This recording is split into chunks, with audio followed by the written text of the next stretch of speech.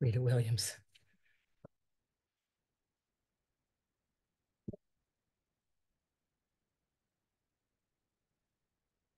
Cindy, I have a very easy question for you. What's that? How does the order of serving work in doubles pickleball? The order of serving. The first team that serves is the second server on that side. It's always on the right-hand side. It always starts on the right-hand side. Okay. Um, when that on the first round, it's the second server. Every other round, the right hand starts as server number one, the left hand goes server number two. Whoever is there at the Who's ever there. So if you never make a point, you never move, and you are never server number two. So yeah, with the so right hand server side. one, it's not server one, it's the right hand server. Yeah, exactly. Yeah. The right And then, hand and then the left hand, and and then then it just right goes hand, that the guy way. who the person player that wasn't the right hand at the start of their okay. All right. Okay.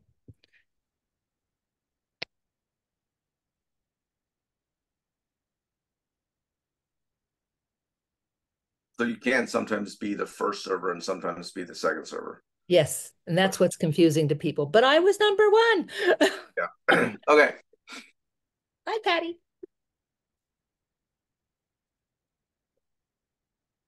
Okay. How's everybody tonight?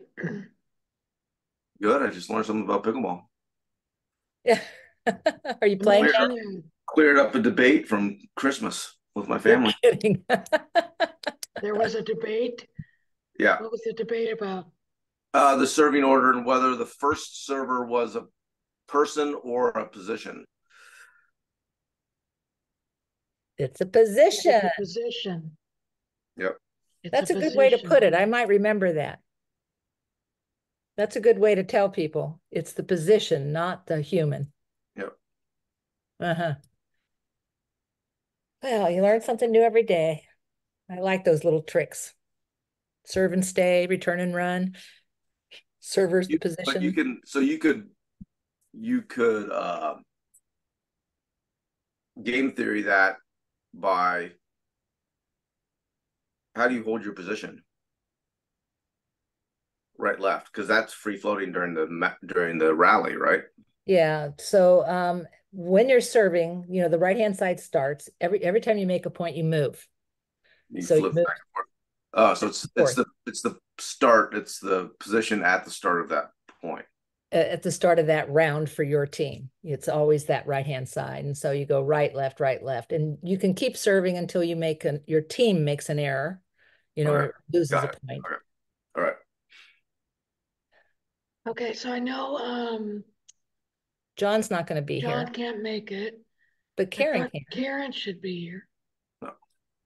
And Lindsay, are you connected? Yeah, I'm here. Hi. Ready to go. And Just trying to show up on the 7562. screen. Is that Do what? Caroline?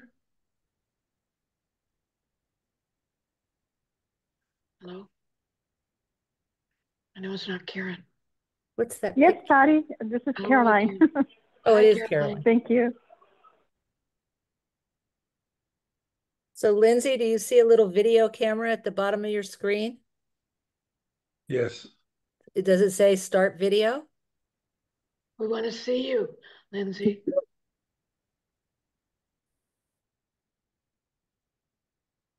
How are you feeling, by the way? Well, feel pretty good today. It's always something new. All right, let's see. Is that the video camera? There's a video camera. There's a mute button.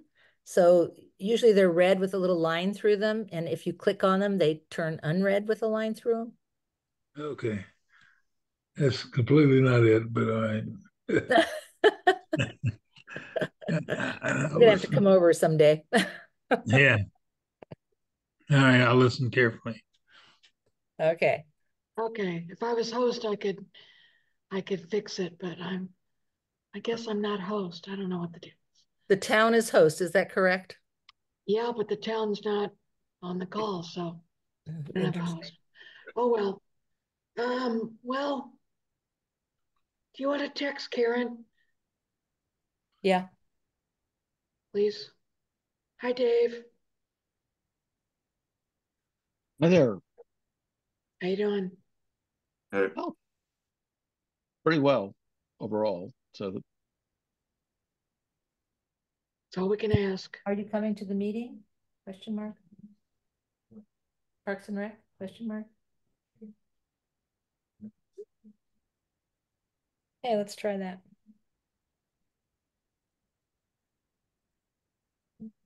We've been known to forget. I forgot last month. So, hey, mea culpa. I'm so sorry about that. It's okay. It's okay. We all did it. I don't think I remembered either, actually. Without an Okay. agenda, I don't have. Oh, there she is. Hello. Hi Hello. there. Hello. Oops, wait, let me get my video off. Okay.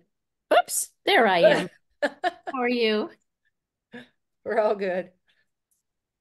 Okay, let's see. Can everybody see that? Yep. Okay. All right. Uh, calling the meeting to order at 7:33. We do have a quorum, missing John Myers. Oral communications. Is there anybody that would like to speak about anything that is not on the agenda?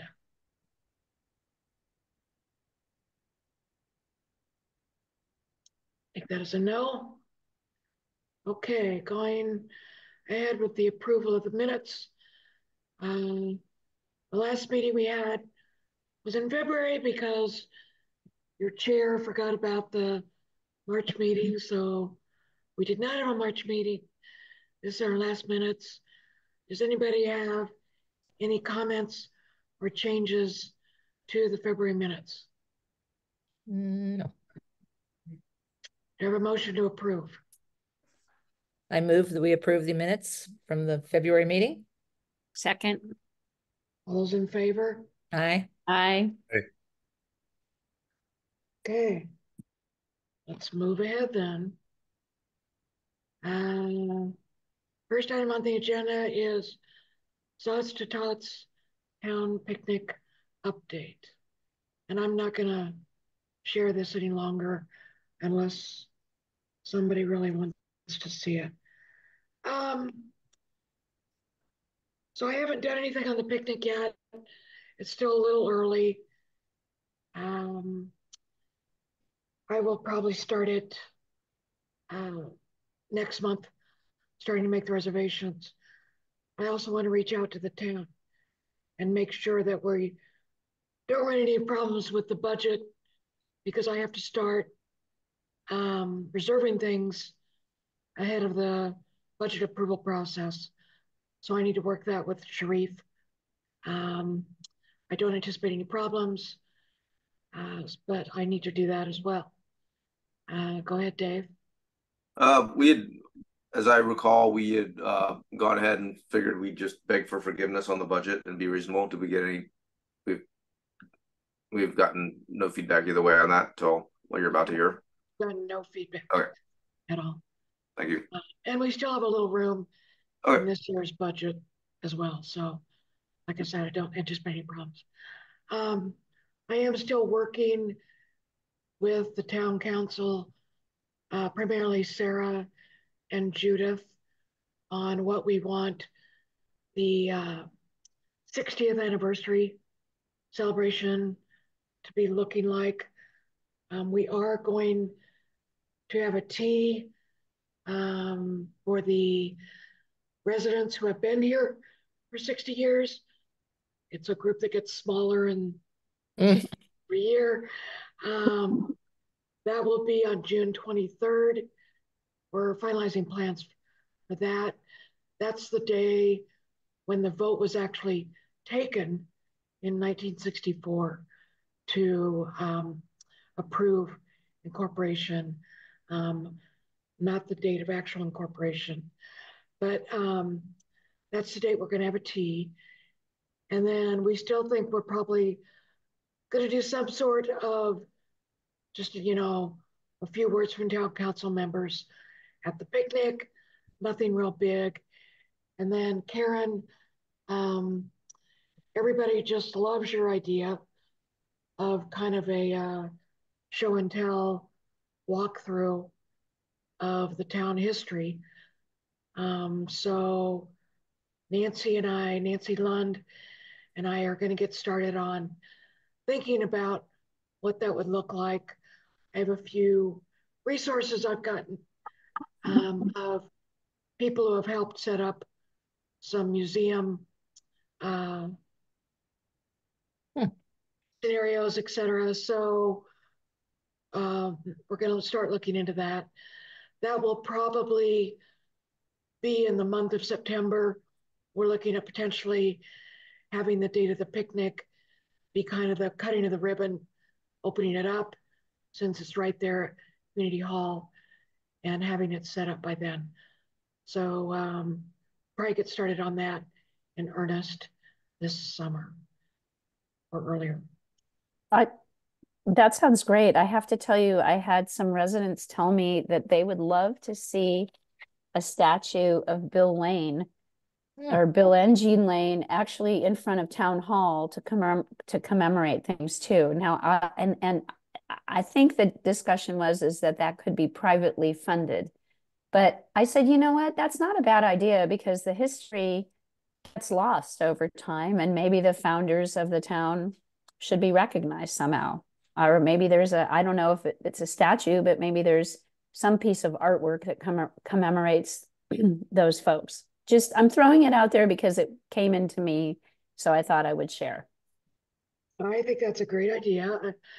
From what I know of Bill Lane, he probably would not like a statue just because he's such an unassuming guy. But I think it'd be kind of cool to have something, you know? Yeah. What about that? Remember we were talking about that lady who was going to give us that horse statue? Remember that? No.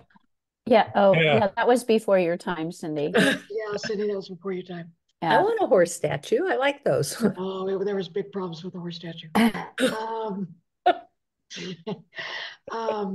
Maybe we could get the horse statue and have Bill Lane sitting on the horse. The horse. Maybe that would go over well. Yeah, just to butt in a little bit. I love Bill, I love Gene, but I do think if we're going to commemorate people, and I've gone through this in Austin, Texas, and other places where, you know, certain mostly like white generals were all admired. There was a big history of the town before it was a town. So I think if we're going to recognize our history, we should maybe also add something a little farther back and say, hey, it wasn't like in 1964, these wealthy, in fairness, all white men mostly settled it or turned it into a town. And so I'd love to see whatever we do has some recognition of, I don't know, more of a past than that as well. So that's The my land, only thought. the people we stole it from. Well, even, yeah, there's the people we stole it from, but then there's even the people who were hired to work here, the miners, the loggers, the farmers. There were a lot of people here. Yes, it's so you can go back as far as you want. I don't know if we need to go too far back, but there was definitely a community here before the 1964 kind of like codification, and I think that'd be a good thing to recognize. I think that's a great point, Dave. And I do too. I think this is probably something, I don't know if all of us will be around, but maybe we shoot for the 75th anniversary and we get some other committees involved. To your point, like race and equity and whatever, and get some great ideas, because I'm sure it would take time to get an idea, put it together, get some funding. Probably not going to happen this year, but maybe something to shoot for the 75th, which would be what, 15 years, 2039. We all going to be around then? Well, I'll be gone. Okay. All right. So I really don't have anything else on Zod's Town Picnic. We'll probably start to ramp up there pretty quick. Caroline, do you have a comment? Yes, great. I was wondering, is there a date set? Because we've been talking at other committees and nobody knew what date is set for Zot's Tots and the picnic. Yes, 21st? Saturday, September 21st. Great, thank you so much. Yeah, I think were we gonna have Carrie put a save the date? I think so. The other thing that might be good is even on our agenda is to put the date there Oh, okay. and the minutes, just so it's out there. But yeah, we should, hopefully I'll check the town calendar right now and see if it's up there. How do we normally get the word out? The weekly Portola Valley update. Okay, the good news is it is on the town calendar. Okay, That's good. good news. Okay. But we should be getting some messages out. Yeah, But you're right, we should put it in our agenda and our minutes and stuff. I will do that. Okay. Okay, moving along. Wow, some fun. Do you have a game night update? Game night. So I talked to 4 different companies. It's pretty massively expensive on a number of them. So the first one I talked to provides up to 15 tables for 100 people. And I don't know what the numbers we were, so I asked for 100 and for 50, not knowing. For 15 tables, it's $5,286 for the setup, takedown, and renting the tables and having all the dealers. And the first 3 companies I talked to do not allow you to use your own dealers. You have to have their dealers. So I thought that was Was that 15 tables for roughly $5,286. 5,000? That's a rather specific amount. It was. I wonder how they got that. They were all extra very specific. For $6 in 8 there. tables, if we only wanted 50 people to It's not accommodate $5,280. It's $5,286. $286. Yeah. For 8 tables, it's just under 3,000. So 50 tables, is that just 15. blackjack, or is that every game? It's aces up, you know, it's multiple tables. But roulette would cost more. The higher end tables. Right, So they're right. all card games, poker and you know, blackjack, poker. Okay. For 8 tables, so it's 3,000. 6 a table is the good number to estimate out. Say that again. 6 people per table. Yes, yes. What was the 6 attendance times of 15, trivia night? that'd be about 100 people. Yeah. You think about 100 people. So the second one I talked to for 9 tables thought 9 tables would do enough for 100 people if you have food and you have entertainment and you have other stuff going on, was $3,300 for the same thing, the setup, take down, rent the tables, have the dealers. And the first 3 that I talked to require you to use their dealers. Which I think we would want to do anyway, wouldn't we? I don't know. I mean, if we're just playing blackjack or we're doing something like that, I think there's a number of people that could deal. I mean, when John was talking about it, he said, can we deal ourselves? So I asked that question.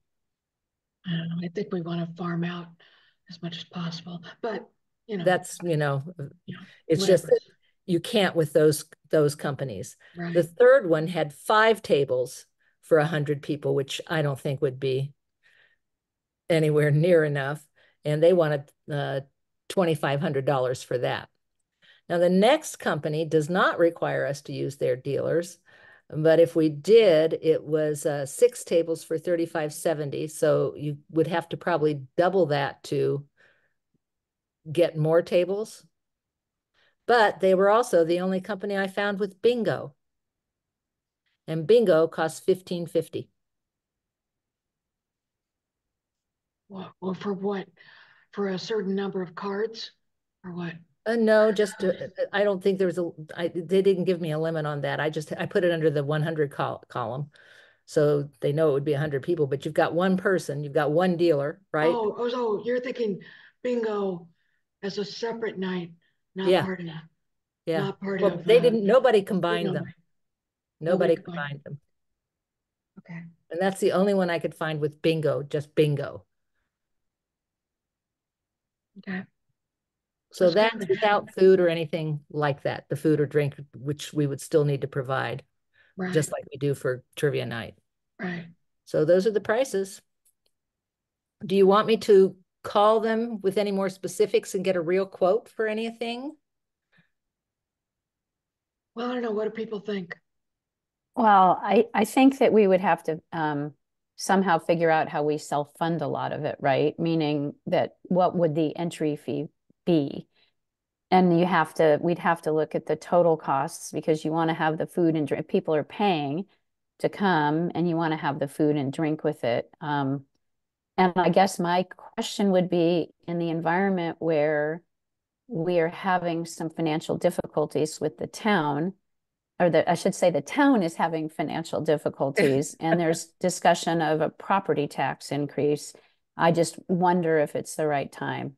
Question. Parcel tax or property tax? Whatever it would be that Portola Valley would get a part of. I may have used the wrong words, but a tax increase. I think it's Yeah. parcel tax. Yeah. It's a tax. Okay.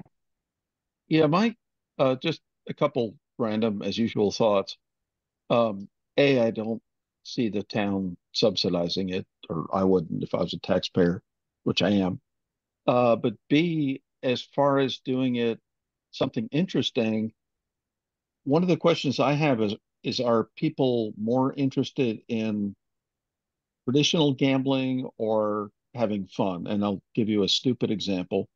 Stanford Sierra Camp hosts disco bingo night every year or every week of every year, and they it costs them nothing because they have these wacky Stanford students who do all this stuff and families love it and it's really popular. And so and it's all, bingo costs nothing to buy a bunch of cards and all that.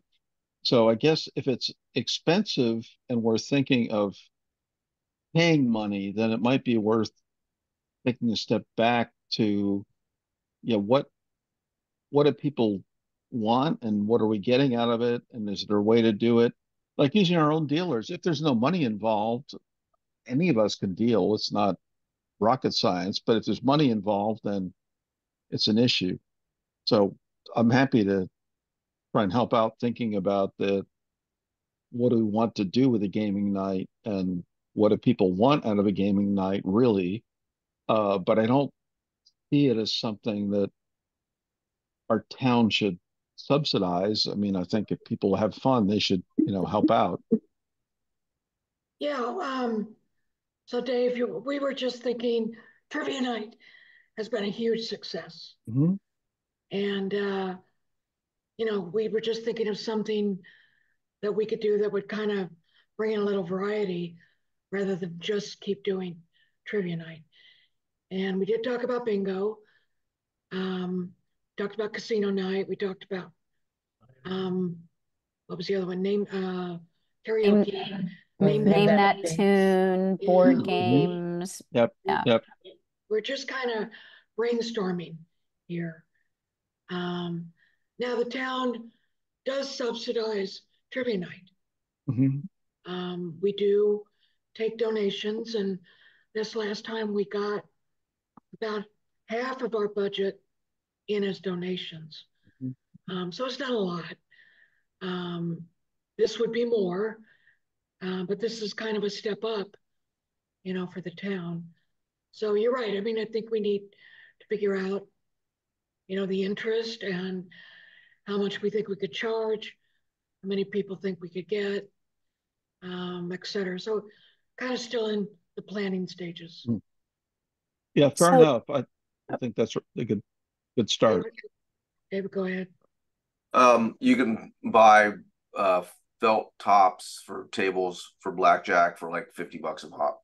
If we got tables, we got chairs if we are wrangling PV dealers. Yeah, we certainly have round tables. You're right. You could buy the felt ones. I have them per bridge. Yep. And we could recruit dealers. So Yep. we could Mhm. do it. I have a lot of chips. You have a lot of chips. I mean, I bet Here. lots of us have things hiding in our closets. I don't even want to know why you have a lot of chips. Yeah, I guess you do need chips. That's Karen, No. I'm sure they're cheap on Amazon. Karen, go ahead. So, I still like I know that John does not like the concept of bingo. I like the concept of bingo because it appeals to both seniors and young kids. So we can get the age range there. And if we have a theme night, and Dave Cardinal, I would love to talk to you more about what this disco bingo is, because I had another friend actually talk about how much fun she had at disco bingo. So it's got to be more. She said there was a disco ball, but I got to think that there's a little more to it than that. And again, if we have beer and wine and food, so it's more of a social occasion, although we have to be careful if we have kids. But trying to figure out something like that, because maybe we can get the younger generation and the older generation there. Maybe, I don't know, but I like the concept. I have When a you disco say ball. younger, how young are you talking?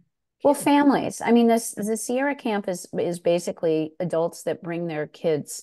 And so I don't know what time this is at or anything, but you're talking about kids that are probably from the age of, 11, I would say. well, even younger, I'd say like 7 to 12. Those are the kids that might want to go play, even a little bit younger. But I don't know. That's why I'm happy to offline this and talk to Dave Yeah, I don't want to Cardinal. start a rivalry here, but I went to Cal Camp, so we won't go there. Yeah, well, Larry the Bear. Okay, that's I went to fine, the but lair. yeah. Either way, it's just one of those things that I would not. It was not my favorite part of Stanford Sierra Camp, but our daughter loved it, and the kids loved it, and it was one of people's most favorite part. And so, bingo's a thing, and it's cheap. And I think dealing blackjack is cheap as long as there's no money involved. Yeah, I don't think. It's surprise. Even if there's prizes, it gets tricky because it's not as simple as it looks to do it right. So as long as it's all for fun and nobody's going to say, "Oh, I thought I'd win the first prize," yeah, we can have local dealers, we can have fun. It could be entertaining. Yeah. I mean, trivia Yeah. night it's It not has like to we're be. trying to figure out who's the smartest person, right? Yes, we are. Oh, it's pretty competitive. Okay. Yeah. Pretty competitive. Okay, that fair enough. Yeah. Pretty competitive. So When should you I start look into arguing, felt covers? Should I look into buying the pieces or trying to rent like felt covers or for tables? And see what it would cost to buy the parts, not to get the tables with the dealers and the whole schmear? sure. I Yeah. think so. Try Why that. not? Yeah. So The so part. I don't want to go too far down this path of detail, but I will tell you that the round tables that the town has, I don't think would really work very well. Like a They need to table be a with a semicircle. dealer, you have you have a half table with a cutout, but the rectangular tables might work. So I'm just throwing that out there as to. Yeah, but if it's just for fun, you'd have to be careful, Cindy. Those tables are really wide, so you may have to go in to And the measure. hall and measure them. Okay. They're they seat 8 to 10 people. Okay. Yeah, I could to be honest, I could deal with those tables. I mean, because you're just it's 2 to 4 cards per person. Um, and they make the little nice cutouts and all the stuff and Vegas and this and that, but you're basically giving each person 2 to 4 cards, and you want a surface where the cards don't flip. So, which is embarrassing. Uh, and you want a dealer who can put the cards where the players are.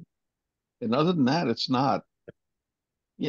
much easier than dealing poker because you've just got like 2 to 4 cards per person, and then you just have to make sure you understand the rules, so you know about hitting and not hitting and splitting and all that. Well, so So, you're talking about a purely blackjack night.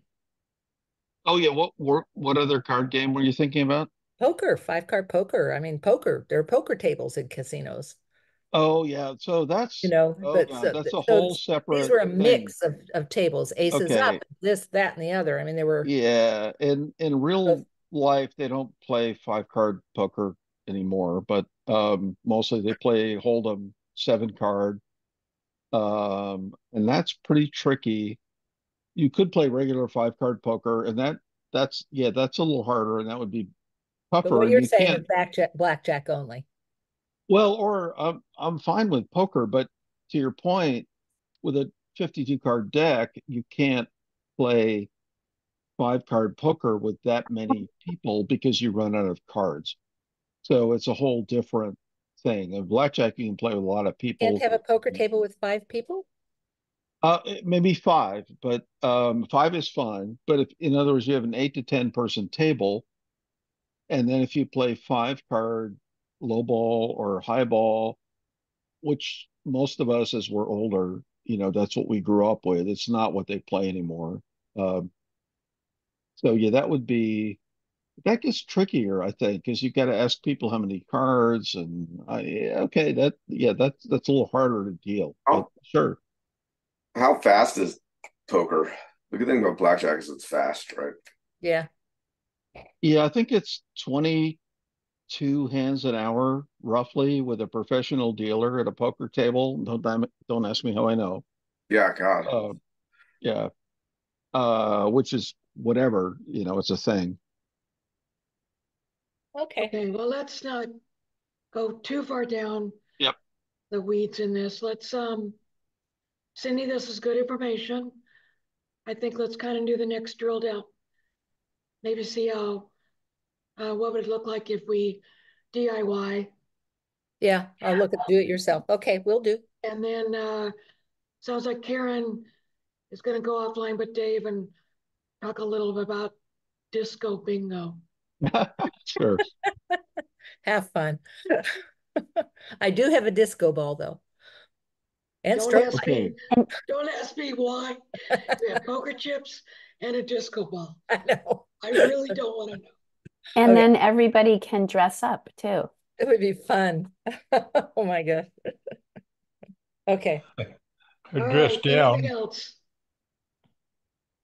We got anybody want to undress, they can do it for everybody else there. No, Lindsay, no. Oh, He's thinking of strip poker, I believe, that we I believe you're wouldn't thinking do. of strip poker. Yeah. oh, disco ball and the Uh, music. We're not doing the strip poker. Okay, Karen, Hawthorns. oh, that seems like so long ago. And there was a on-site meeting, a tour and a meeting at the end of March. And I would say there were, well, most of the people there were from the Public Access Working Group and MidPen, but I would say there were maybe 15 other people there, but I could be wrong. It was a rainy day, so I think the turnout was much lower because we were in the pouring rain for a while. And we didn't get to go on the exact trail, but they kind of showed us where the benches would be, and the views and things like that. And I'm just going to highlight what I think are sort of the main points that are going on. Parking, again, the access and the parking was the biggest part of the conversation. I think people are pretty comfortable with the main trail loop. And I think that there is a feeling, well, I know there's a stress that parking right near Alpine Road is going to preserve preserve natural resources. And that there is parking they've looked at in the meadow, which you wouldn't be able to see from the street, but that has a natural resource impact. The entrance point they're still looking at 3 different entrance points along Alpine Road. But mostly it was the main entrance that you see that goes up to the ranger's house. And then the entrance furthest down, which is towards, it would be across from Hillbrook instead of the one at Nathhorst. But some comments were made that that parking area then hits a vernal creek, which you could see because of the rain. And so I think that in general, folks were leaning towards going in the main entrance and then maybe having a 30 space lot looking up the hill to the right, but that would require a big retaining wall. So there was still more work to be done. The next POG meeting is at the end of June, and they're hoping that the POG makes a decision and makes recommendations to their natural resources group. The other thing that was a big source of contention is there's a number of ranch residents that have signed a petition.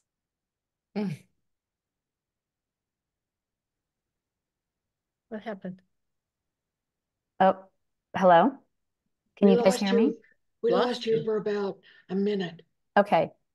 A big issue that came up where there's a number of ranch residents that have signed a petition to not allow access to the Sweet Springs Trail, which is the trail that goes up right on the side of Hawthorne's up the ranch. And so Fred Leach, who's the chair of Trails and Paths, actually said that the interconnectivity is a part of our general plan, and that there's even a map in our general plan that shows, you know, connections being made into things like the Sweet Springs Trail. But they're really speaking up, and obviously that needs to be taken into consideration. The other thing is that that I've noted is that this is a very, very long process. And this is with what they call this public access working group. And then they'll go to, that's a Mid-Penn group, and then they'll go to the Mid-Penn Natural Resources group. And then from there, the Natural Resources group is going to bring a recommendation and a study session to our town council. And then it will go to Mid-Penn's board. And then it would come to, one would assume, go through the channels of our town, which would be the Planning Commission and the Architectural Site Control Commission, because there'll be a pit toilet built, but a structure built, and a retaining walls, which I don't know if is there. And, you know, I may go to one of these planning commissions and just say, you guys need to know about this, because I don't know where the parking's going to fall and how much parking and all of that. But that's sort of the Mid-Penn process right now, is that the town doesn't get involved till the very end of this thing. And we'll have public meetings then. And then I think, as usual, I think there's this is my personal opinion from attending the meeting and seeing some new folks going, which was great, but not having the whole understanding of the past year of meetings.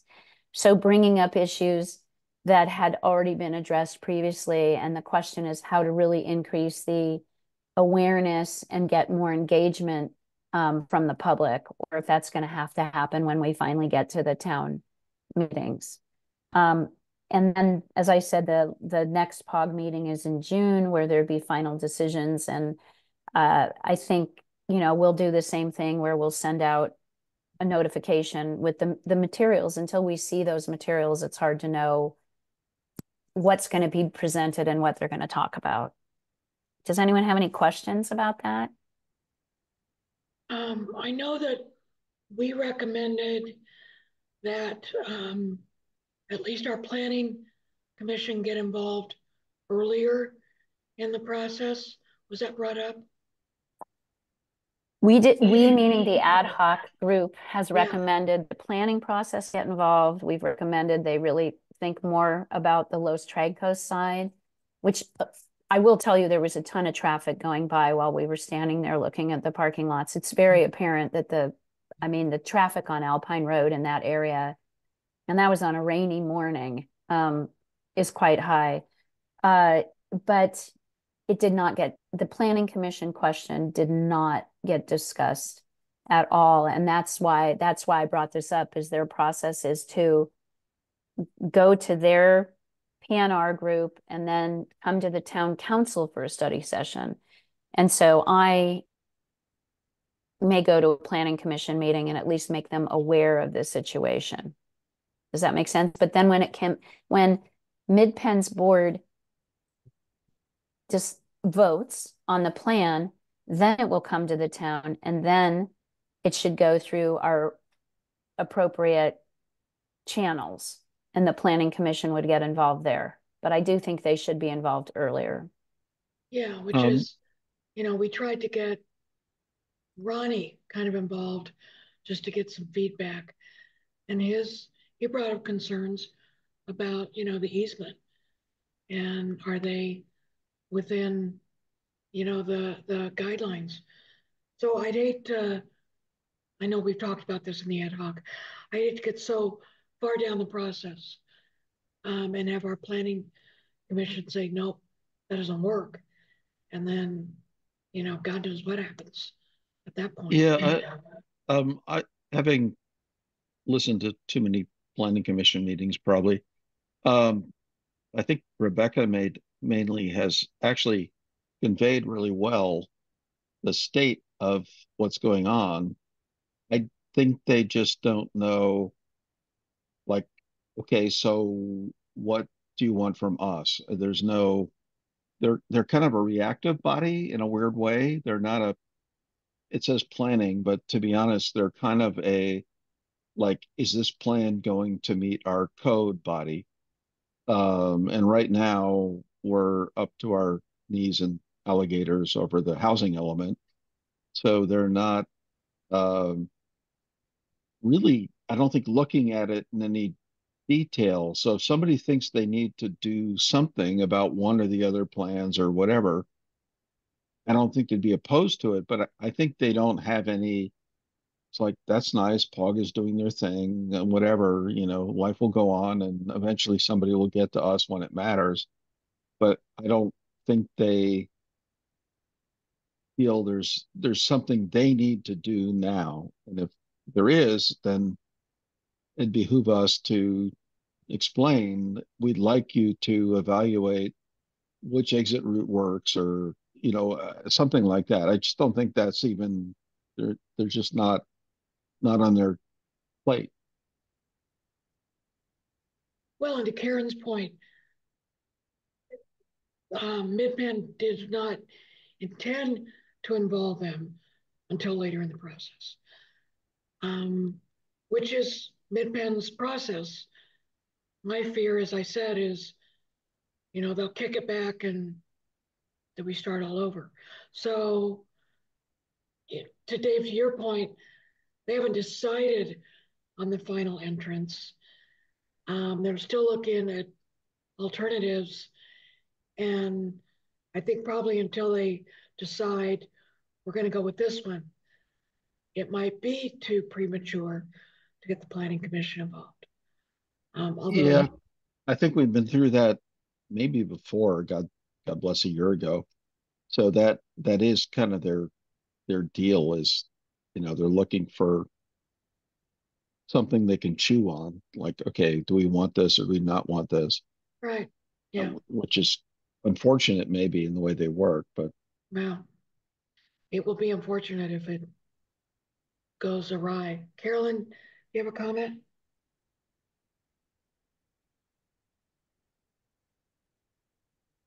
Great, thank you. Yes, this is a great conversation. I agree with both Dave and Karen. But that meeting was so constructive and we were so positive because I feel like there was representation from Portola Valley, not only residents, but also from committee members. And I think that is important. The way they did this over a 3 to 4 hour period meeting was they started with feedback from the public, and then they had all these presentations and questions from the board, and then again it was the public. And I was so happy to see that people realized when we spoke up as residents and committee members that there's an impact in Portola Valley. And I was happy to hear that they were considering to reduce their parking lot from 50 to 30. So like Karen said, it's important that we are involved earlier in the process, because they hire these consultants who have no clue. And I apologize, but this is what I have been telling the town council. We are hiring these consultants. They do what they are told to do, and they have no clue what Portola Valley is about. And that's sad. And so we don't want to, we should learn from our mistakes. We should move forward. And so, yeah, it was a great experience at that meeting, and I hope we learned about it. The mayor was there. I hope she learned how constructive a meeting can be like that and how we can come to results. So I applaud Karen for coming to several committee meetings and addressing the issue. We have to speak up, and we have to do it in unison among several community members. So yes, thank you. Great, thanks, Karen. Okay, anything else on Hawthorns? Not that I can think of. Okay. Still no dog park, huh? Oh, I have a presentation. Okay, but we're not there yet. Oh. Okay. I thought you were moving on the agenda. No, I don't want to get you excited. Sydney's up first with anything going on with tennis / pickleball. Not really. So where we are now is we are in a spring summer test of leaving the nets up Mondays through Fridays to see if there's any complaints. And so far there haven't been, but we haven't really hit spring or summer. I mean, we're still having rainy days and cold weather. So they want me to do that through June. So I will. We will just monitor leaving those nets up Monday through Friday through June.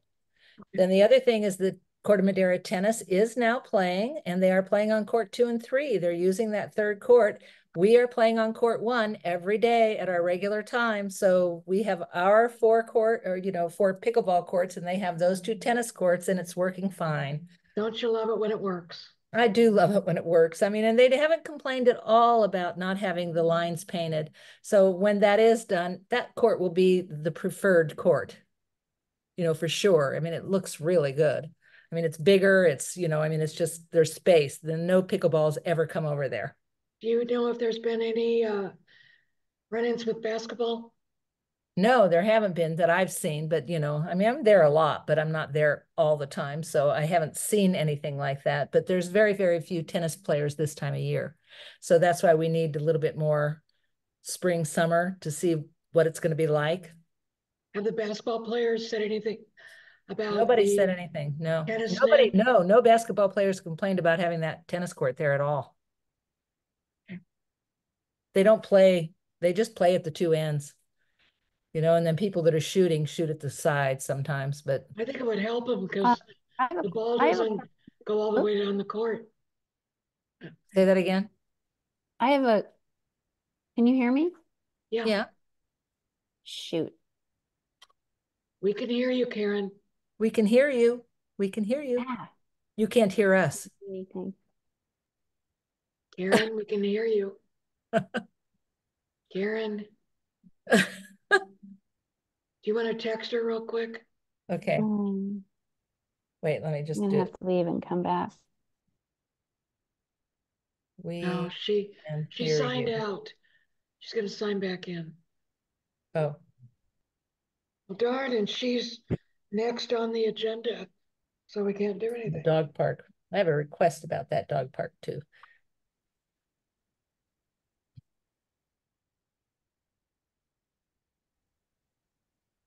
Is that Lindsay? It is. Oh my gosh, you found the video button. We have a picture. You're pretty fuzzy. Yeah, you're fuzzy, Now we Lindsay. lost There. Dave. There's Karen. There she is.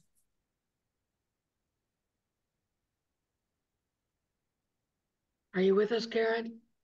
I can't hear anybody. You still can't hear anybody? We can hear you. Ah,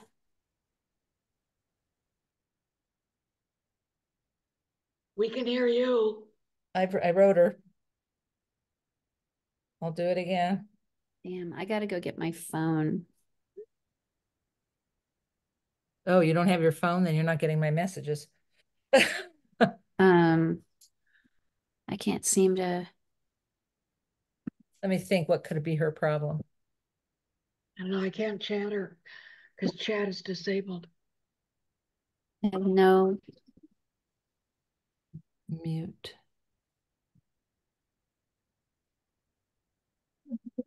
That's funny.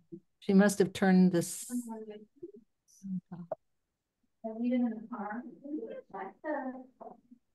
I wonder if she turned her sound off. Yeah, but we can hear her. But she can't hear us. I can't. Let's see. I can't. Sound. Try sound on your computer. She can't. Let me check. Let me text her.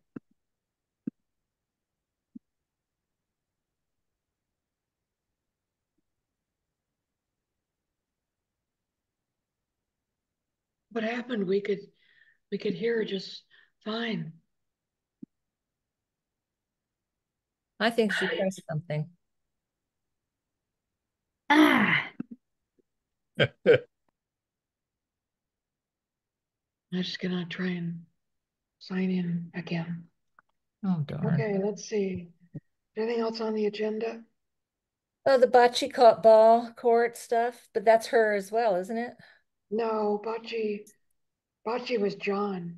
Oh, that's John. Did he write anything? No, but remember, we got that feedback from Howard. Oh, what did he say? I forget. Howard said that the regulation size of a bocce cart is about twice the size of the Of the horseshoe? horseshoe, and the Gophers would tear it up. Basically, is what he said. Oh, okay. Karen, can you hear us? Karen, um,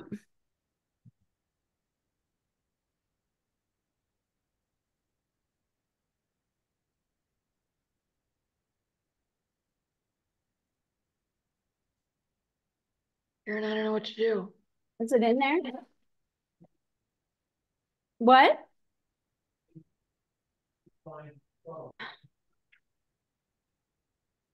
It has to be sound on her computer. Yeah, I love that she's putting Oh, the here sign it up is. and it's getting backgrounded out. No, that's funny. Yeah. Well, So other anyway, than Howard said that those were the issues that they saw, yeah. and So we're dropping that completely? well, no. What John said is he would continue to look for other space. Um, no. Other So- space in our community. Yeah. Yeah, which we have a lot of. Yeah, are you talking about the bocce ball court or possible bocce court? We Possible. are talking about, yes, trying to find a space in town. And we were thinking about using the horseshoe pit Okay. right outside of the tennis court. And we presented the idea to Howard, and they said, first of all, a bocce court is about twice the size of a horseshoe court. And second, that's an area where the Gophers would just really tear it up. Oh, yeah. I mean, it is large, and I frankly probably rather see, not that I own a dog, but a dog park is a better use of space for our town. But there are bocce ball courts all over the peninsula. Or I guess court isn't the right word, but bocce ball fields. And yeah, the Gophers, you don't really tear it up. It's not turf, it's stones and shells, and It's oyster they come shells. up, yeah, oyster shells. So if they come up through it, you, I don't know, whack them on the head and break the shells. So I, I don't, I don't know. Personally, I don't Whack-a-mole. see the maintenance thing. It's work to maintain them. So somebody has to pay money. We looked at doing one at Alpine Hills that some of the members were willing to pay for the court. And we were just not sure we wanted to maintain it because it was kind of different and confusing and all that. But if you're going to do one, they can be done. Somebody just has to care enough to put the money in versus a horseshoe pit or a, you know, cornhole pit, which is zero. So that's really, I think, the bigger issue. Yeah, So Dave, scratching that. we're always brainstorming Yep. about new things that we can bring to town. And, we get an idea and then we kind of ask questions. Is it possible? Do we have space? So we're by no means down the court on this one. It was an Mhm. idea that someone thought about, and Mhm. we're just Okay, let's noodling on scratch it. Take that one off. Care? Ah. Well, I wouldn't take it off. Where would we No, put it? I think, yeah, I think bocce balls, it's really fun. It's just that Blast. to work it, for it to work well, somebody has to like get the leaves off, and it's No. must be Needs kind of annoying maintenance. for whoever has to do it. Yeah, we'd have to find a place not by the trees, where leaves could drop. Because maintenance is, well, you know what leaves on a bocce court? Yeah, Always exactly. screws up the ball or whatever they call it. Yeah, that's why So private clubs this, can have them, but public parks can't. Karen, are you with us? I'm with phone. For some reason, I lost the sound on my computer. Yeah. So I'm not. I had a presentation which I can go over about the dog park. I don't know how much stuff. Oh, you just were talking about the bocce court. Can I try to also go back in on my computer while I'm on the phone? Will that work?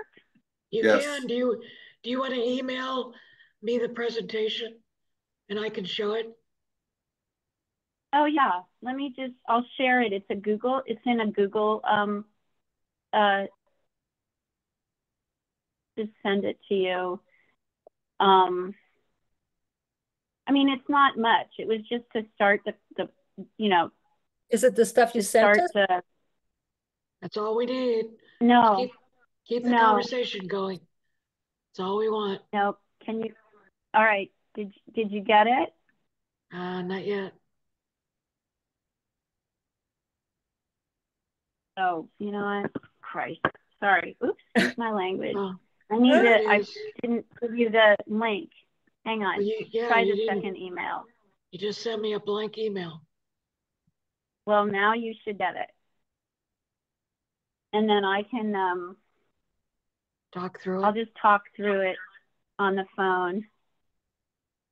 And we have to go up to the front.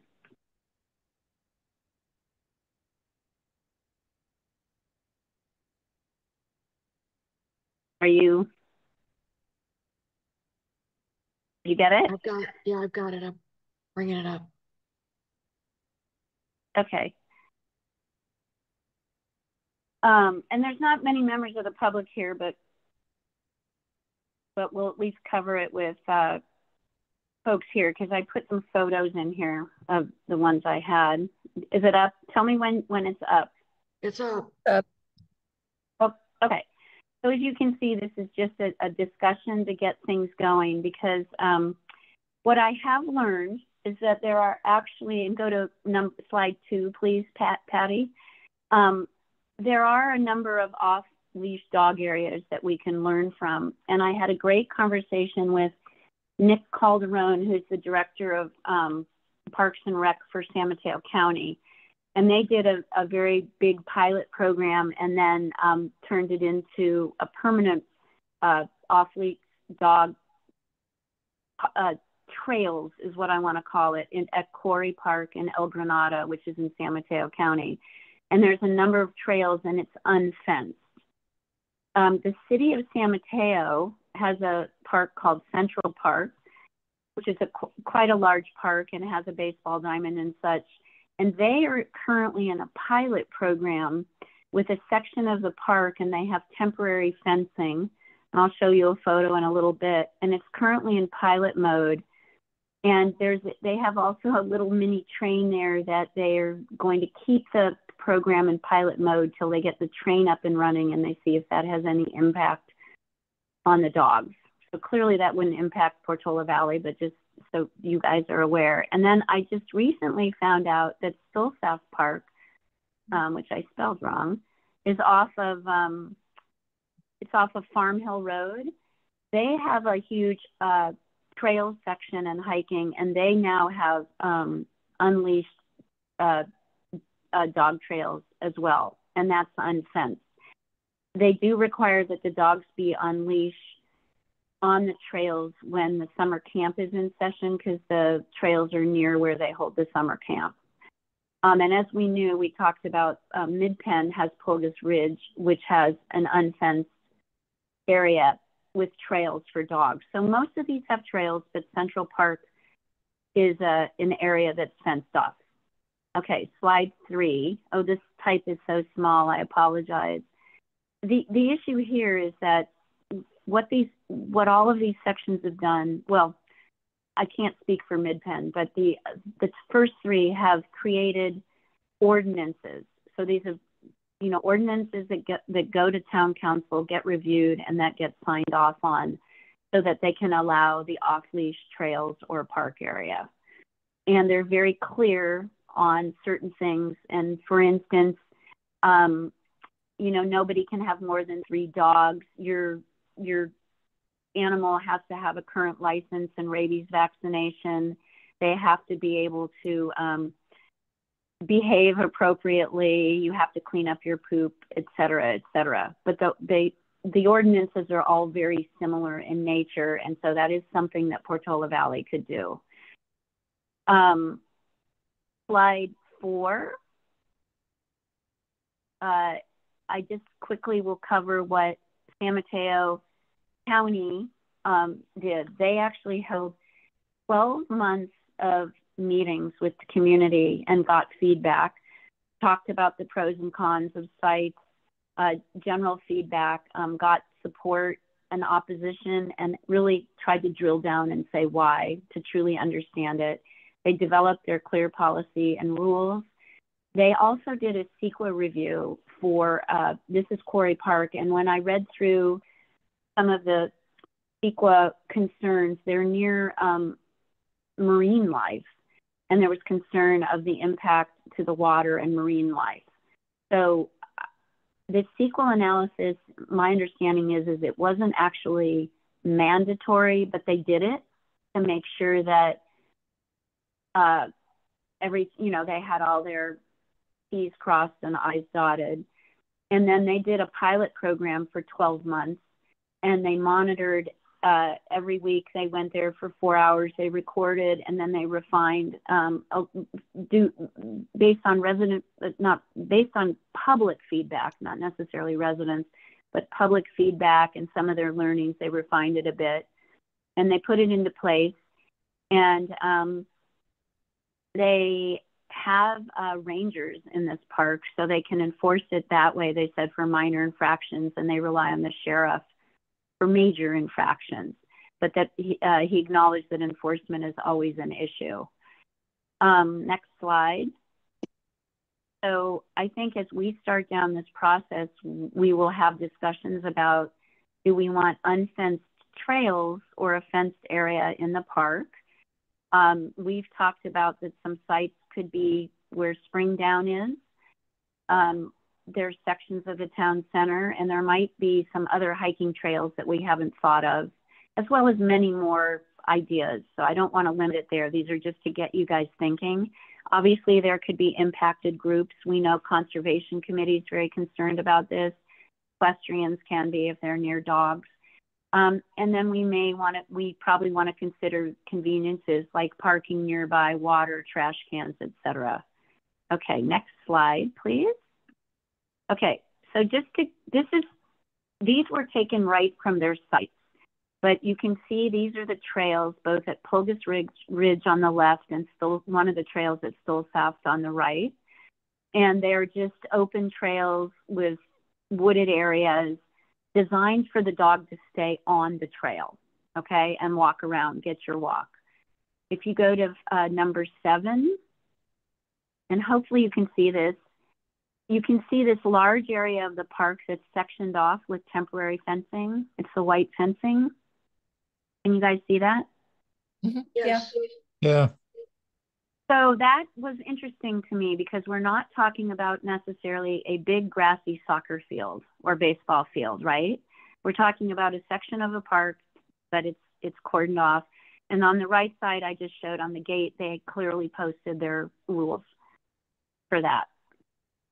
Okay, so let's go down to the next.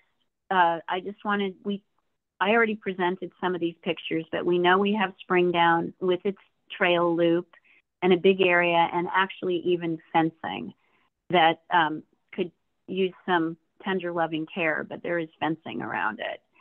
And then the next slide is a picture I took of Town Center and the area that Patty, you've lived through this, that's been discussed. This is perfect. That is basically between the parking lot on Portola Road and the softball field and the tennis courts. But none of this hits the softball field or the tennis courts, this open area. And after I saw Ateo Central Park, I went, geesh, I wonder if something could be done with temporary fencing, particularly, as a pilot, right? As we're trying something out. And it had just been mowed, so it looked very similar to the Central Park area. The town owns this? Does the town own this? Yes. This is Town Center. This is looking from the parking lot. I know where it is. I Portola can Road. see where it is, but it's like that's just always been used for nothing. I assume that got owned by somebody else. No, it's open space. No. Oh my God. It's total Town Center space. So why can't I have my And when they mowed it, well, there you go. I think that this could impact the playground, which I wanted to ask about too. But this space is there and it's pretty big. There's also the space that I did not take a photo of the grassy area next to the library where they hold concerts and such with the creek. But the point of this is to say there are potential areas here.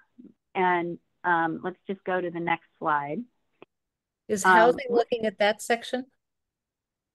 No. Oh, wow. What? No, they are not. Is housing looking at that section? No. Oh.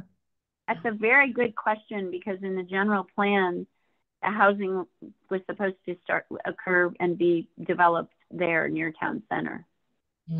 Very good question. Yeah, just to clarify on that, the housing element doesn't currently, but we as a town are running short on options, so it may be back on the table, but it got taken off the table a couple of years ago. So there you go. Yes, but that is there. That's at Town Center, and it was recently mowed. I think I came the day it got mowed, and I went, holy cow, there's a lot of space here. So going to the last slide, where I would like to move forward more formally. And the first step is to have community engagement, meetings, we can do surveys and really start to gather the feedback, the pros, the cons, what the concerns are. What Nick Calderon also said is there were compromises that have to be made on this. And they tried to really hear both sides and then figure out something that, could work for everybody. And then obviously, once we get something together, the town council needs to review it. And with an ordinance, I believe they have to have 2 meetings because they have to review it at one meeting and then they can vote on it at the next meeting. So there'd be public input there as well, but we need to have specific meetings or within our Parks and Rec meeting, get more feedback initially. And then have a pilot program. I think depending on where we put it, we need to look at if we need some type of CEQA analysis or not, and obviously communicate our results far and wide, and then come up with a final plan. So this is just throwing it out there. I hear enough people that want it, but they may want a big grassy field versus trails to walk on, but we make compromises along the way. So I just wanted to kind of show you that and, some potential sites. And then that's it. Wow, great work. Thank you, Karen. Yeah, really. Any comments from the committee members? I have one in that I thought that the problem we were trying to solve is keeping the dogs off the Corte Madera fields and the baseball field. And that requires a dog park, not trails, a dog park.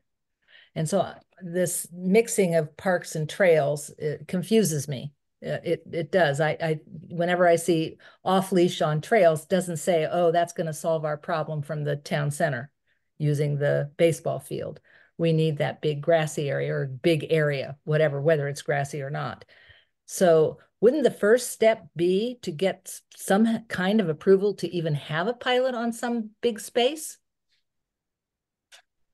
I mean, who would it even go to for that? I think the first step is to talk to the community, because some people just would love to walk their dogs off leash. And and we have nowhere now? Right? We have nowhere now? No, there's nothing that allows a dog off leash in Portola Valley. Now you see them off leash all the time, but yeah, if there were a designated trail where they can go off leash. Now the next issue that we have is that there are some social groups that meet and want to gather, and they are the ones that are on they're on the school property. They can be on it after when no children are present. So that's still going on. And then they're still at town center and they're on the soccer field and such. And that to me is a greater concern, because there's people all around and there's kids with food and, kids can get knocked over and all of that. So this is why right now we're at the very beginning and we need to consider all alternatives, because we may not have a one size fits all product, if you will. That's true. We may go on baby steps. Okay. Yeah, but so public first. That's kind of is to kind of understand the demand of both of those types of things. Okay. So I should brush off the proposal I made, was it 3 years ago, about turning that town center space into a dog park. Brush it off.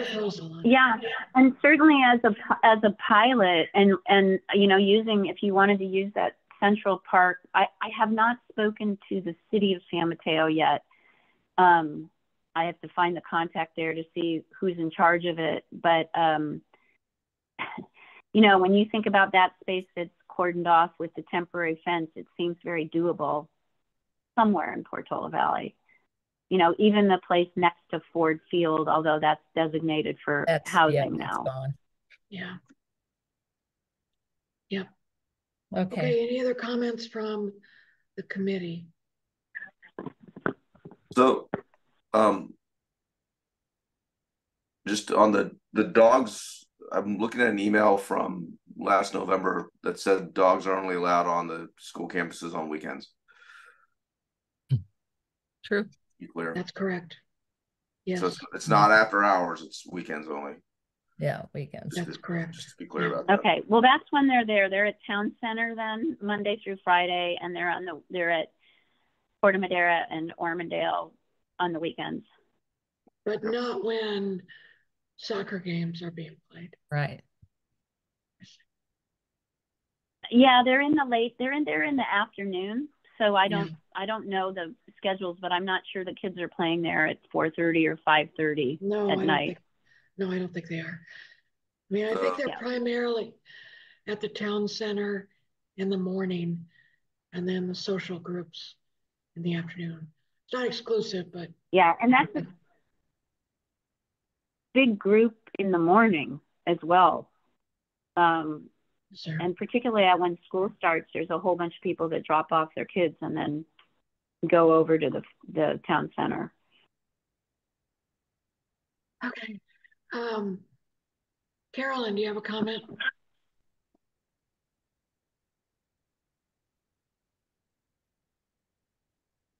Great.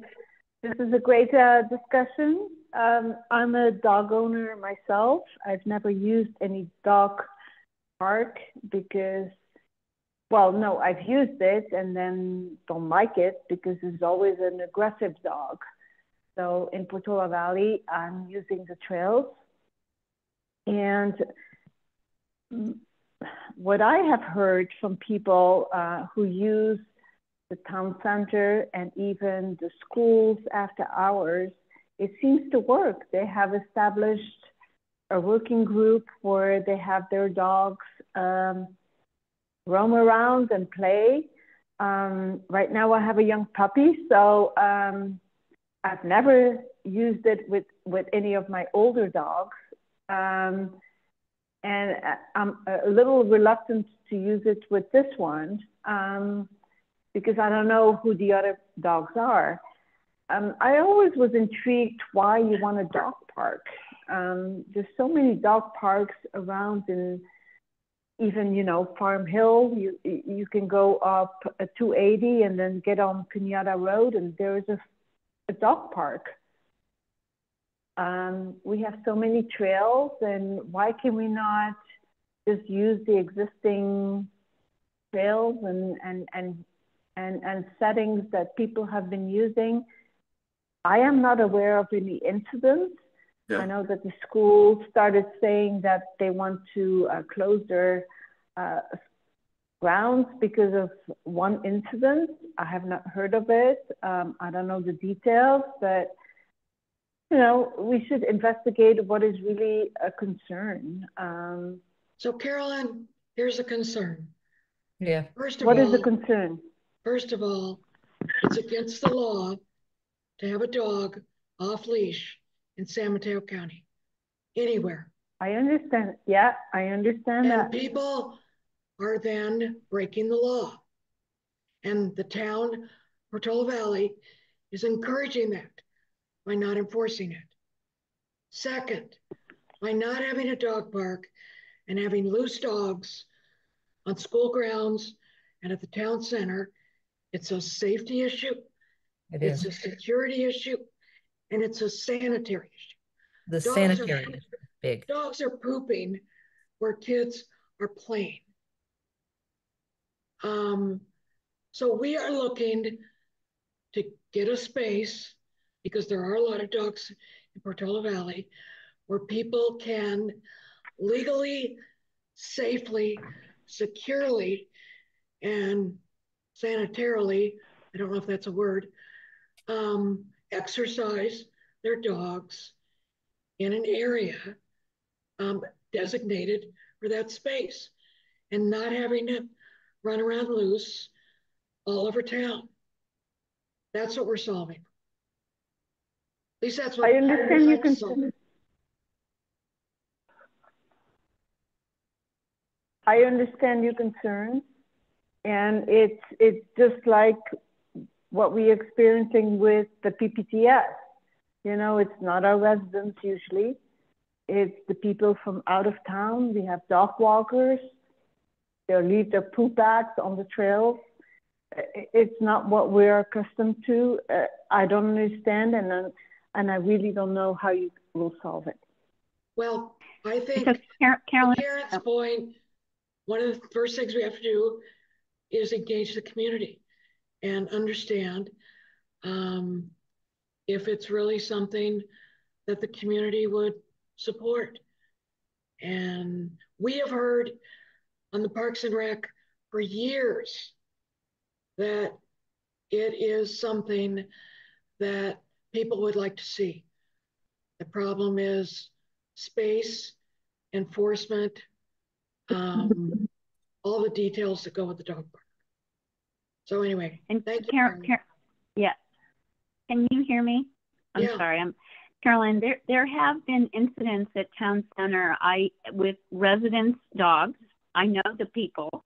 I've been over there, and they've taken food. They knocked over a little kid that had a piece of pizza, took their pizza, because people want to be out there enjoying the park. And when the dogs are out there running, and if there's any food around, another resident, the dog went up and took a chicken from the farmer's market. And then you've had some kids knocked over. So there are issues, and I also know some residents that are not good about cleaning up the dog poo. So it isn't people coming into town doing it. It's generally residents that are here in town with their dogs at both the schools and the town center. Karen, I hear you. And it's something that we have tried to address to the town council for many years. And it's that freedom, that liberty, whatever, no responsibility. And now we have to deal with the issue. Okay. I hear you. I've been here for 30 years and I know what is going on. Okay, thank you. Dave, do you have a comment? I do. First of all, I'd love a world where dogs could just wander, but I'm a big guy and I'm comfortable with dogs, and I love them other than the barking in the middle of the night. But I totally get the point. And in a town where we have over 1 acre per person, I just don't see why we can't. And I totally get all the issues you've had, but I'm totally supportive of, we should be able to set aside some space for people to have their dogs run loose and not eat pizza from kids or anything else. And they can use their lacrosse sticks and throw stuff the same way you can on a beach or anything in many places. The the other side, which I think San Mateo County in your presentation might have been getting at, is we do have a lot of tricky habitat. And so as a sometime wildlife photographer, like Saucil Pond Trail, there's a lot of nesting birds and this and that. So I do think that actually the trails are kind of trickier in that dogs, God bless them, they're mostly bred to find stuff like birds' nests and birds and all that. So I actually think the trails is harder in a way, and because their dogs are going to ferret out the wildlife than a big open space where we can hopefully just say whether it's spring down, which I think would be great if we fenced in that trail around Springdown and said, here's 2 acres and you can run your dog loose. And if you're afraid of dogs, don't go there. I'd vote for that. I think so. I do think that there's enough motivation to make this happen that we should be able to do something. And but it does seem like it's hard to get it going. Thank you. Thank you, Dave. Okay, well, I would love to get it going again. Karen, I like your recommendations. How would you think about going about getting community engagement? Well, I'm open to all suggestions. I mean, the 2 things that come to mind are that we try to have, I would say, probably, I mean, we can do it in the Parks and Rec meeting and communicate out that we're going to be talking about it, or we can hold a separate meeting about it. And then I think from there may be a possibility of trying, and we know that surveys, we won't hit everybody and we won't You may get a certain person responding, but I still think that we should try to do some form of a survey, but we need more information with which to create the survey. So I think the first thing is to try to schedule a meeting. And I don't know if we want to do it in a Parks and Rec meeting or we want to do it separately. I don't know. I'm open to anyone's thoughts. Anybody have any thoughts? I would say separate. I mean, dog owners don't necessarily want to hear everything else we talk about. They want to talk about their dogs. What do you mean they don't? I don't think they do. They don't want to talk about casino nights and I don't think so. Or Hawthorne. I would say to have a special dog park, trail, off leash. Well, the other thing we could do is have it be the first agenda item. Oh, that's a good idea, actually. You know, I think if you've got an established time, okay, it's probably best to use that. My personal opinion, probably best to use that time because, you know, we've got it. It's just hard to schedule another time that's convenient for people. That would be good. I mean, that would be good. Just make sure it's first and they can come and go. We need to keep it limited so we don't spend all night on dog parks. Facilitating would be very appropriate, yes. Yeah. Yeah, in my experience, notwithstanding the huge turnout for the average Parks and Rec committee meeting, this is a huge turnout, Dave. Yeah, there you go. We've had 3 people. It's the biggest, yeah. It's really hard to drag people to a meeting. First of all, it's hard to actually explain to them that the meeting exists, as you know, Patty, from the pickleball things. And then to get them to do anything.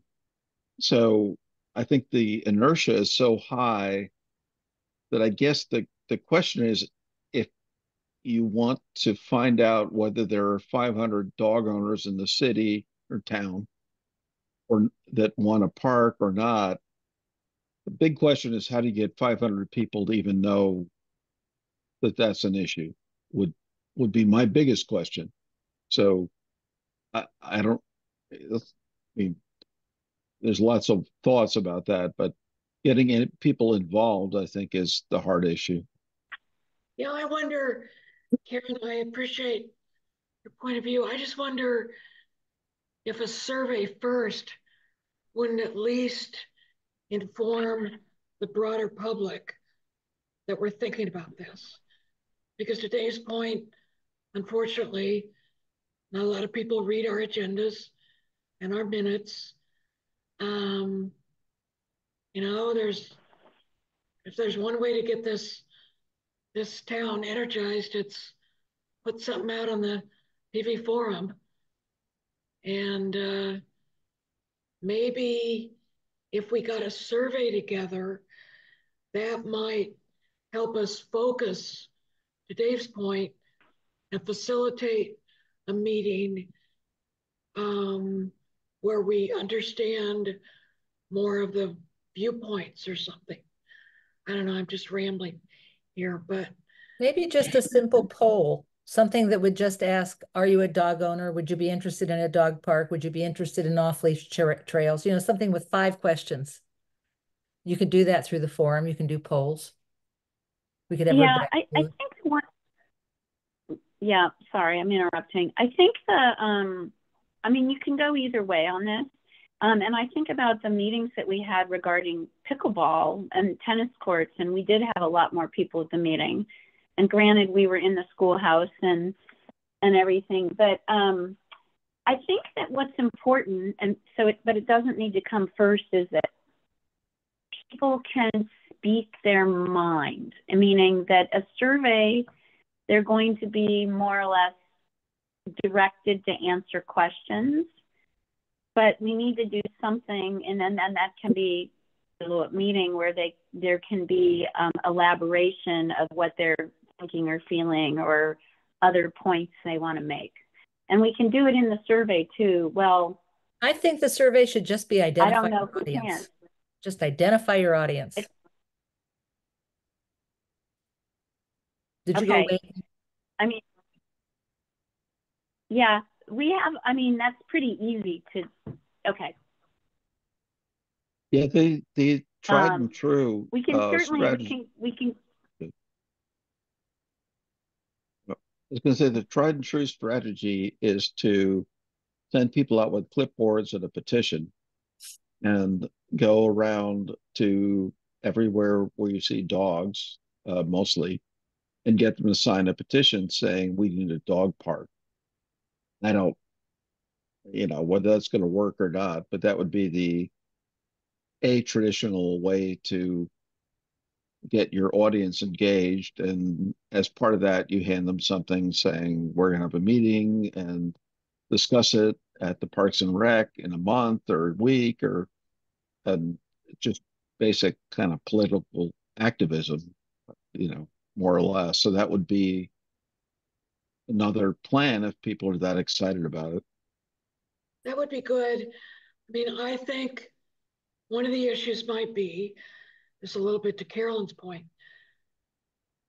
some of the people think that what we've got works okay. Hmm. And some of the people that we've talked to of the organized group don't want to change it. They like what they have. Some of the people go to town center, don't see a reason to change, and they don't want to be limited. They don't want Springdown versus a nice grassy soccer field. There's a difference. So mm-hmm. petitions might be good. I think, and this is a point I've made to Sarah and anybody that'll listen, is, in my opinion, until the town gets serious about enforcing the law, there's no reason for people to change what they're currently doing. Huh. You're absolutely. Yeah, I don't, we don't enforce hardly anything. So yeah, I don't hold my breath for people issuing citations for the dogs, for whether that's good or a bad thing. But yeah, that's tricky. I don't think the sheriff, I don't want him to be doing that either. And I don't want our public works department doing it. And I don't want them spending 2 hours every Monday morning picking up shit on the soccer field, which is what they're doing. So I'm not convinced a petition would get us where we need to go, because I think who you target in that petition has no reason to change. Just my opinion. I could be wrong. Yeah, so you're saying the people who might want to change more would be the people who don't want their kids run over by dogs or something. But yeah, that's interesting. I mean, that's another way to look at it. I think so. They're not the dog owners. Okay. The dog owners are very happy. They really are. Right. You should see them. Well, I love playing with the dogs at the town center, but like I said, I love dogs. I'm a big guy. I don't care. I'm happy to play with them. And they don't poop on my lawn. So I was kind of backwards. I thought, your lawn. Town center is your lawn. You're a yeah, taxpayer. fair enough. Good They're point. pooping on So your lawn. yeah, so my thought was more that the dog owners wanted a park and not that, oh, Some we need a do. park. Yeah, I don't mean to make it so cut and dried. Some dog owners would support a dog park. Absolutely. But there are a large percentage of them who would not. Who would see it as limiting the freedoms that they have now, which they don't see a problem with. I don't know, Karen, would you agree with me?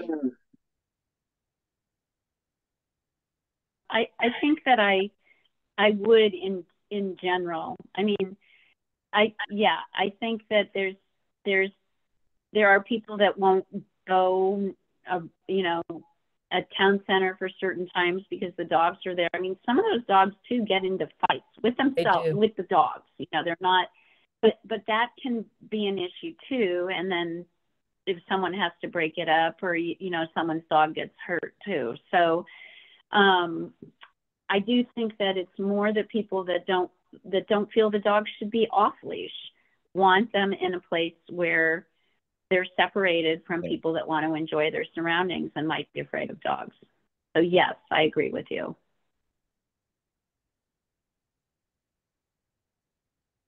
Okay, so is there a proposal here?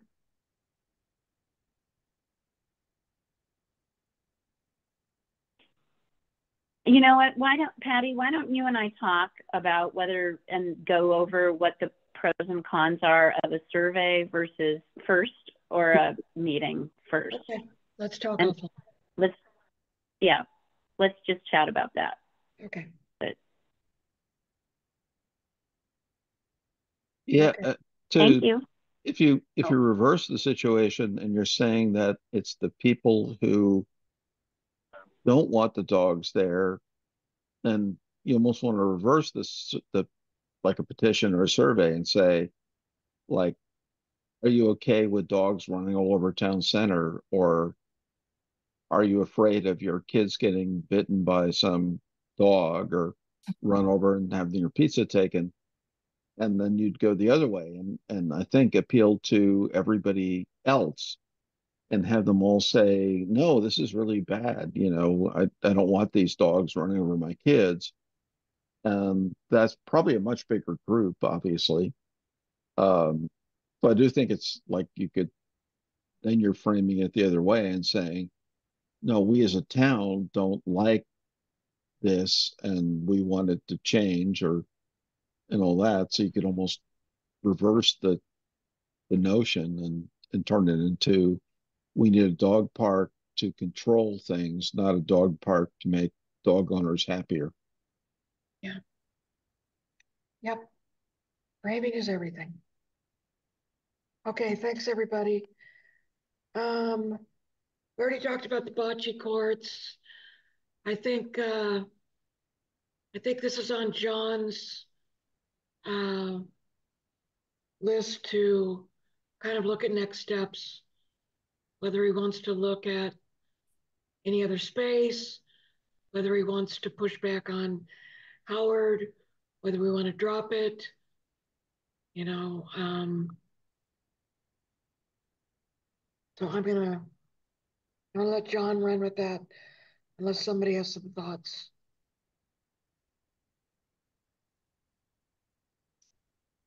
Okay. G, discuss the status of the recommendation. I still have not heard from Sharif on when he's going to put this on the agenda. So everybody's neck deep in the alligator of the housing element right now. But I will certainly reach out to him and see if I can't nudge him again.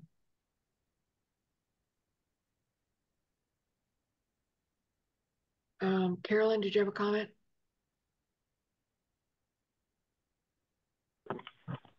Yeah, thank you. Did you get any updates on Woodside Priory? On which? Woodside Priory. What about Priory? Well, we used to have the baseball field. My husband and I, we used to have AYSO and CY camps, and I know other people in town had baseball requirements, and we had a deal with Woodside Priory that we could use their fields, and I'm talking about the fields on Georgia Lane and the back of Georgia Lane. So I know that the town then suddenly, out of the blue, paid for the fencing.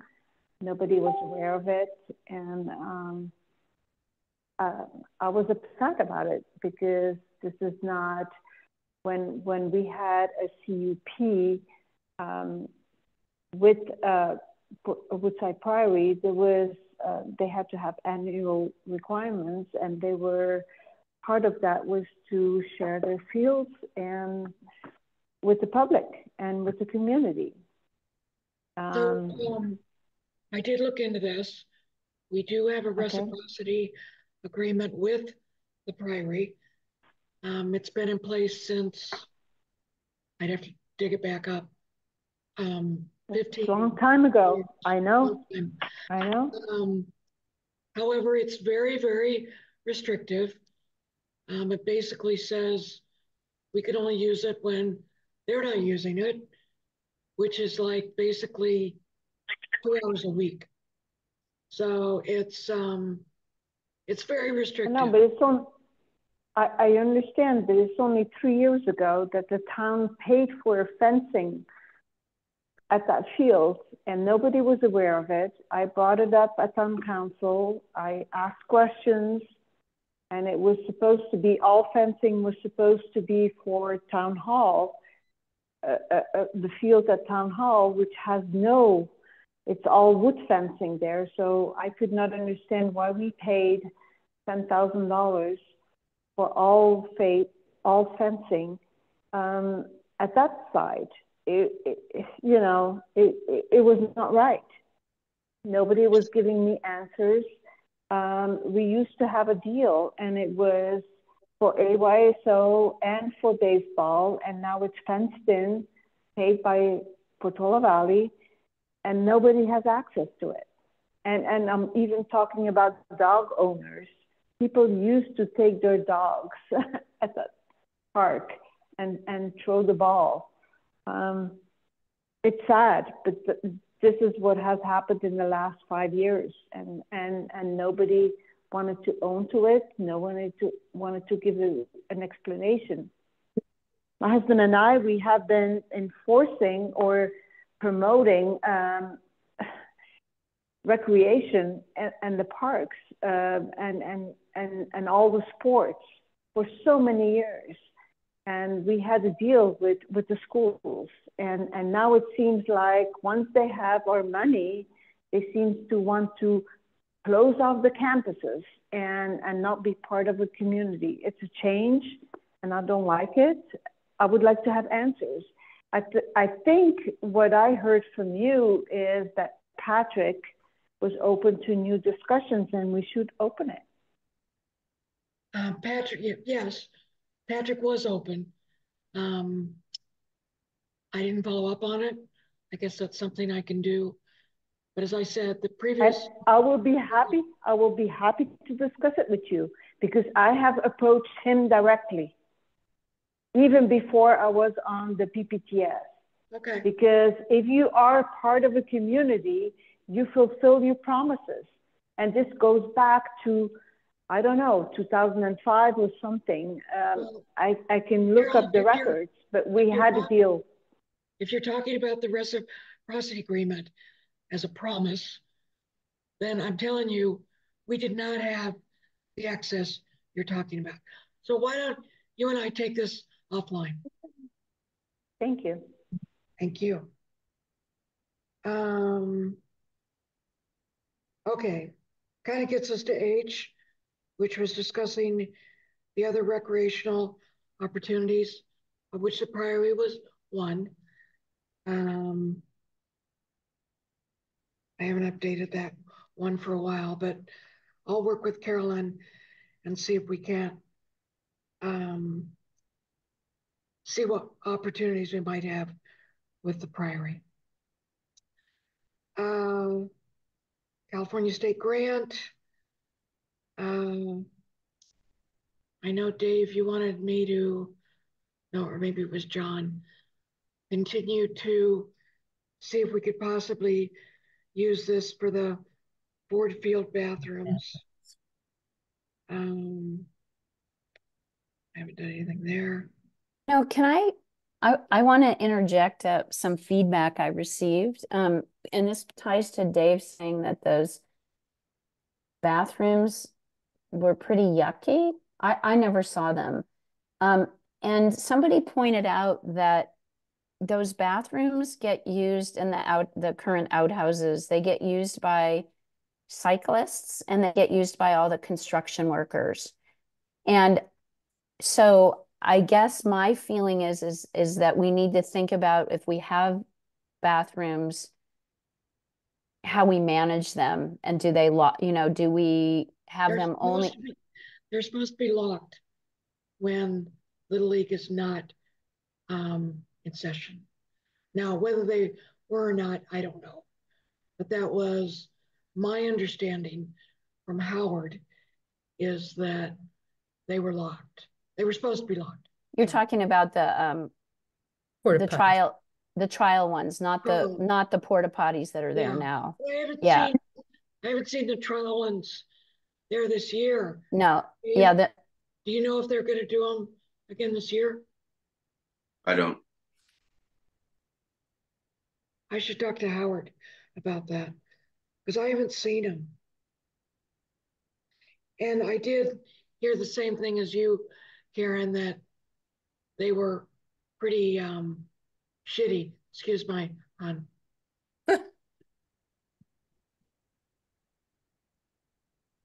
Okay. So there's some maintenance issue or usage issue. Something's going on that would, again, if we have something like that, we need, extra resources to deal with it. I agree. And that's been one of the issues that is brought up when you talk about bathrooms at Ford Field. But yes, I agree.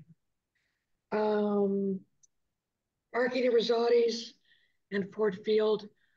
I don't have an update. I still have a email into spacing on her name now. Corey, is it Corey? Right. Where I asked the question about the status of the agreement, and she deferred it to Howard because she said she didn't know, and I haven't heard from Howard. So that's what's going on there. Dave? Anecdotally, I was down at Ford Field and I was talking to the president of the league, and she said that things were running smoothly and there hadn't been any issues. Okay, that's good to hear. Yeah, on the parking thing, I just want to say, Dave, do you mean by that Rosati's was not parking there on conflict of Little League days? Yes, they were not having conflicts. Okay. Okay, sorry, Dave. Go ahead. Dave Cardinal, go ahead. Yeah, just friends of mine are on the town finance committee, and nobody seems to know what we're getting paid in rent for the Zotz spaces, even at $100 a night. $100 every night for per space or total. That's what the town fee structure says they're supposed to be paying. The question I asked was, are they paying it? And so, to Dave Cardinal's question, it's for the whole parking lot, not per space. Yeah. Oh, okay. So we're giving it away. I mean, $100 a night for. I'm not saying we should or shouldn't give it away, but that was kind of the question: is, are we getting fair market value given that they're rolling like in 10 million a year in revenue? Right. We could maybe do more, but nobody seems to really know all the math or be in charge of, hey, wait a minute, we could do something about it. So that's good to know. Thank you. And in fairness to the town, I mean, that was probably put together when they had vision that nobody would ever want to rent the parking lot, and now they're renting it 5 nights a week.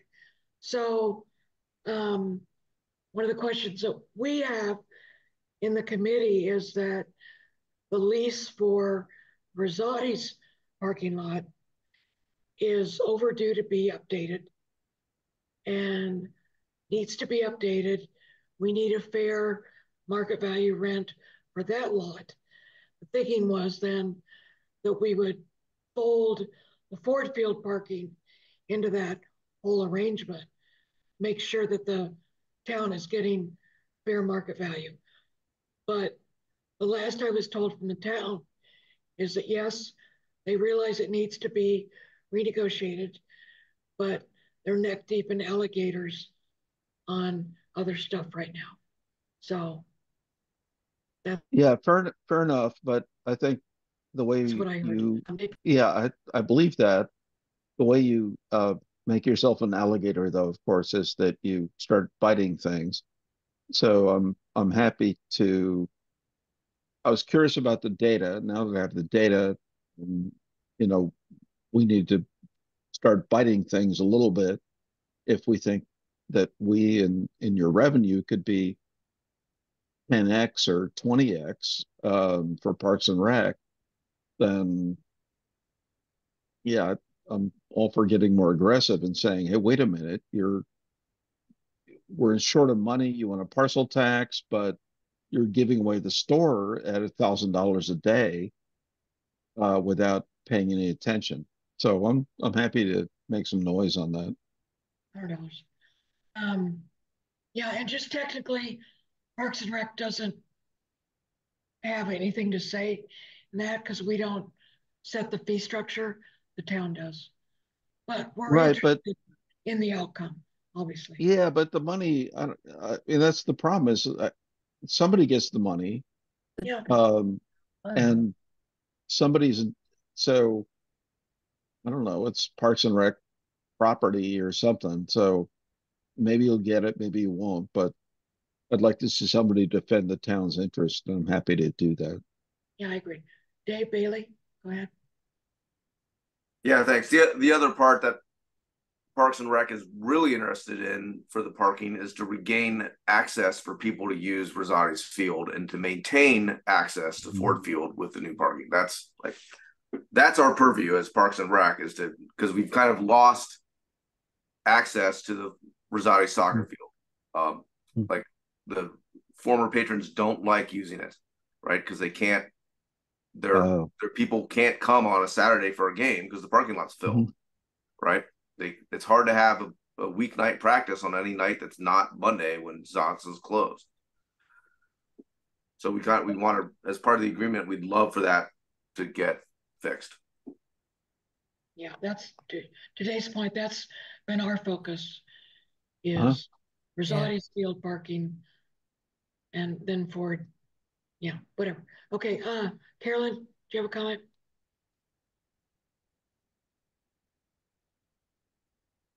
Great.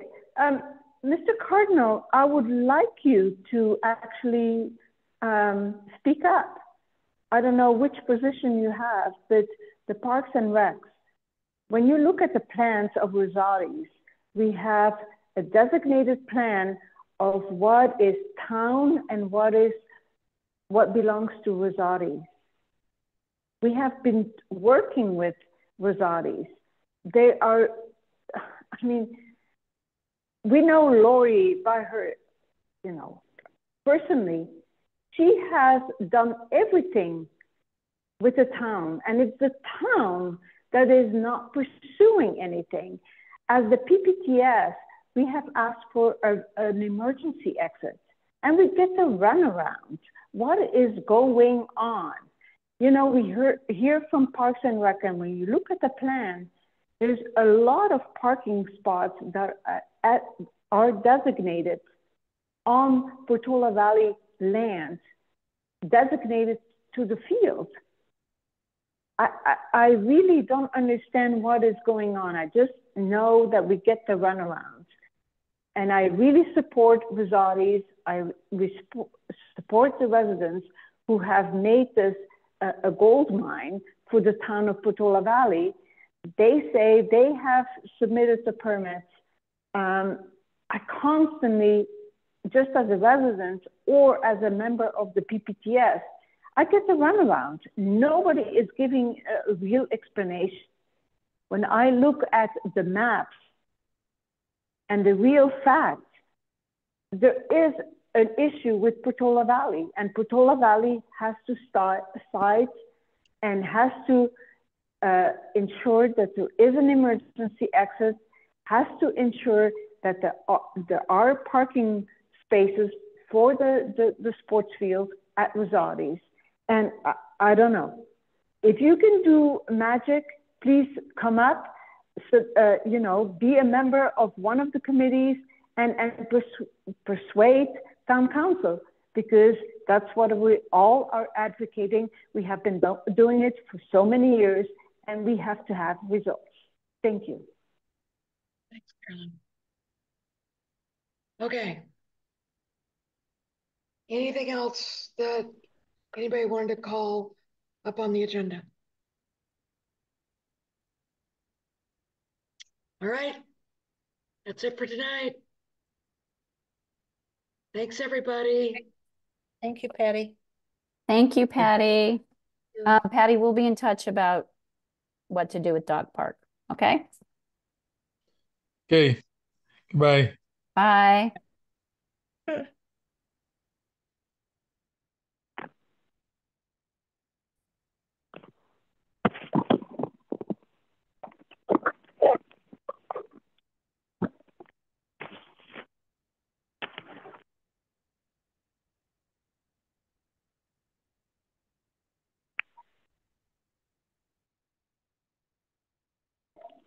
It's a bunch of